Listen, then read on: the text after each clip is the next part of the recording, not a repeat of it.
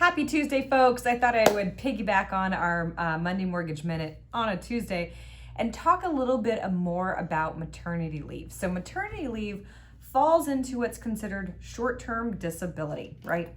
Now, you may know this already because you're like, yeah, I had to contact the state and get the supplemental income from my work and my employer, it's a thing. So, but in lending, the main key that I want you guys to remember is that depending on when you return to work and or how much income you're making from the short-term disability depends on what kind of closing date we can have. So the simplest is you plan on returning to work by your first payment date. Now, first payments are typically the subsequent month after closing. So if you're closing now in September, your first payment should be in November. So if you're returning to work November 1st, cool, no big deal. You're all good to go. You get to use the higher of your salary or the short-term disability. So you're returning to work, use your regular income, life is great. The other part of that though is that what if you aren't returning back to work for a little bit? And what we'll have to do is use the short-term disability income.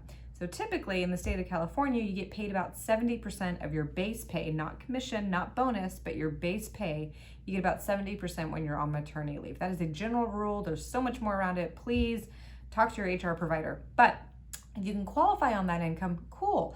Again, we're still going to have to show that you're returning to work because short-term disability is short-term. Therefore, it will be leaving and going away.